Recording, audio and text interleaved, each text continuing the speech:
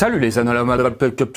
Non, je voulais dire les anomalopes catopron. Et du coup, non, c'est pas un dino ou une créature mythologique grecque, mais un petit poisson dont les joues sont fluorescentes et qui lui permettent de s'éclairer dans le noir. Bon voilà, c'est plutôt pratique dans les profondeurs ou lors des longues nuits polaires ou australes. D'ailleurs, en parlant de longues nuits, vous savez sans doute que plus on va vers les pôles, plus la différence de durée des jours et des nuits varie en fonction des saisons. Par exemple, au pôle sud, la nuit polaire dure du 11 mai au 1er août, soit 11 semaines quoi. Et il n'y a jamais le jour qui repop. Voilà, il n'y a pas le soleil. Et tout ça s'explique par le fait que la Terre est ronde et que son axe varie légèrement. Du coup, les pôles sont plus ou moins exposés au soleil selon la saison. Mais figurez-vous qu'en Europe, on a connu une nuit qui a duré non pas 11 semaines, mais 11 jours.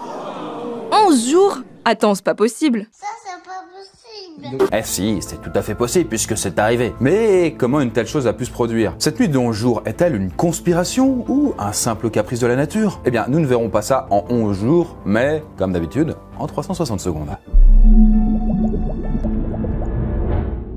Autant vous dire qu'une nuit de 11 jours, ça n'arrive pas souvent. Et pour comprendre celle-là, il va falloir remonter un petit peu, voire beaucoup dans le temps. Attends, tu nous as pas dit quand ça s'était passé cette nuit? Autant pour moi. C'était en 1582. Plus précisément au mois de décembre de cette année. Enfin, au mois de décembre pour la France, mais pour l'Espagne et le Portugal, ça s'était passé au mois d'octobre. Oula, attends, je suis un peu paumé là. Ne t'en fais pas. T'es pas le seul et je te raconte même pas le bordel que ça a mis à l'époque. Mais bon, ce serait trop compliqué d'expliquer les choses dans ce contexte. On va donc remonter un peu plus loin dans le temps, jusqu'à l'Antiquité. Pour être plus précis, on va faire un petit séjour chez les Romains. Vous vous en doutez, à cette époque, mesurer précisément le temps n'est pas hyper facile. À cette époque, le temps était mesuré via l'observation de divers éléments naturels, la position du soleil, de la lune, etc. Mais l'homme avait déjà conçu des instruments capables de mesurer des unités de temps régulières, notamment des clepsydres. Et pour ceux qui ne connaissent pas, les clepsydres, c'est le même concept que le sablier, mais avec un liquide qui s'écoule régulièrement, quoi. Bon, vous en avez déjà vu dans l'émission Fort Boyard et compagnie. Quel méchant, qu'il est méchant. Bref, c'est déjà galère de compter les heures, alors je vous laisse même pas imaginer ce que ce serait avec les jours et les années. Le calendrier romain était un petit peu rudimentaire, quoi. Il comprenait 355 jours répartis en 12 mois. Attends, il y a un truc qui cloche. Il y a 365 jours dans une année, non? Ouais. Mais c'est pour ça que régulièrement, on rajoutait un 13e mois qui venait rattraper le retard accumulé. Et en plus, on rajoutait quelques jours par-ci par-là, mais il fallait consulter les prêtres avant, et ils n'étaient pas toujours d'accord. Les semaines n'avaient pas toujours le même nombre de jours. Bref, c'était pas très clair, et beaucoup de monde avait du mal à suivre. Mais un homme, que vous connaissez bien, va débarquer et taper du poing sur la table, et dire « Ça suffit! Ça suffit! Ça suffit !» Cet homme, c'est un certain Jules César, et il va mettre en place un nouveau calendrier qui portera son nom, le calendrier julien. D'ailleurs, c'est en l'honneur de César que le mois de sa naissance prendra son nom, passant de Quintilius à Iulius, puis juillet de nos jours. Le mois de Sextilis, quant à lui, fut renommé Augustus, en l'honneur d'Auguste, le successeur de César.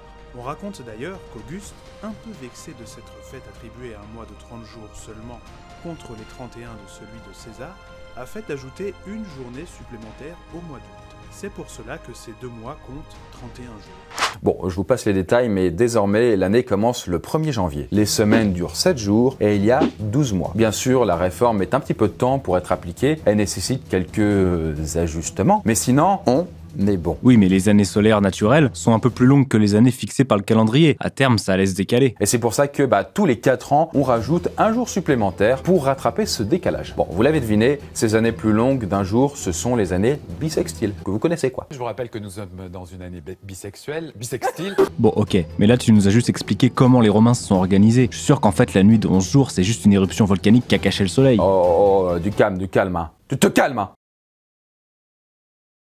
Les volcans n'y sont pour rien, et tout est lié au calendrier julien là. On peut donc maintenant quitter l'Antiquité et avancer de quelques siècles pour arriver en 325. L'époque romaine avance tranquillement vers sa fin. Et il s'en est passé des choses. Déjà, l'Europe est en bonne voie pour devenir chrétienne et l'Église est en train de s'organiser et d'organiser sa religion en fixant les dates précises des célébrations. En fait, ça permet à tous les chrétiens de se caler sur le même rythme. Bref, en 325, le clergé se réunit, met les choses à plat et détermine la date de Pâques qui sert de référence à tout le monde. Pour ne pas se tromper, on a calculé la date en fonction de l'équinoxe de printemps. Autrement dit, le moment où le jour et la nuit ont exactement la même durée. Voilà, tout ça pour vous dire que en 325, tout le monde est à jour sur la date. Bon, maintenant que c'est dit, on va pouvoir avancer un petit peu dans le temps. Jusque dans les années 1570, soit quand même plus de... plus de 1300 ans plus tard. Bravo! Et à cette époque, les astronomes se rendent compte que l'équinoxe de printemps, qui arrive normalement le 21 mars, a été observé le 11 mars, donc 10 jours avant la date prévue. Oula, attends, mais comment ça se fait? Ça sort d'où? Écoute, en fait, le calendrier julien, aussi efficace soit-il, avait une faille. Comme on l'a vu, le calendrier julien comportait 365 jours et une journée supplémentaire ajoutée tous les 4 ans. La moyenne des jours sur 4 ans était donc de 365,25 jours par année, soit 365 jours et 6 heures. Cette durée ne correspond pas tout à fait à la durée réelle d'une année, qui est plus longue de quelques minutes.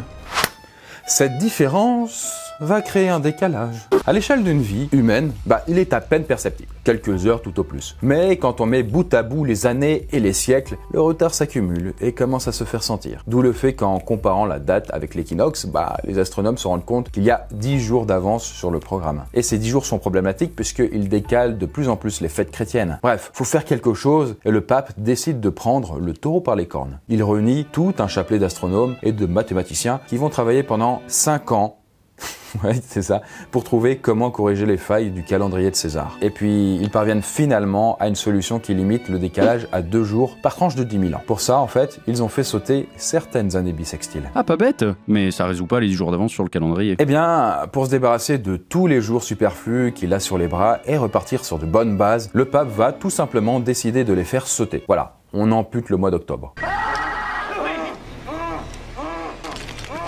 Le soir du 4 octobre s'enchaîne directement avec le matin du 15 octobre, soit une nuit de 10 jours. Alors ce calendrier ne sera pas immédiatement adopté par tout le monde, mais sur le long terme, il va quand même finir par s'imposer en Europe et même dans le monde. Enfin, après, pas forcément partout, puisque on compte encore plusieurs dizaines de calendriers encore en usage de nos jours. Comme quoi, malgré les efforts des humains, le temps reste et restera à jamais insaisissable. Et avant de vous quitter la Poiscaille, laissez-moi rapidement vous parler de Displate. On a bossé avec eux récemment et il y a eu une petite erreur de lien qui a empêché un certain nombre d'entre vous d'avoir accès aux réductions promises dans la vidéo. Pour rappel, Displate propose des posters en métal aimanté qui sont vraiment top avec un choix astronomique. Donc là, si vous passez par le lien en description, vous aurez 25% de réduction pour l'achat d'un ou deux Displate et 33% de réduction à partir de 3. Là, ça marche vraiment, hein. Tout ça est en description, profitez-en. Sur ce, la bise sur vos nageoires et je vous dis à bientôt.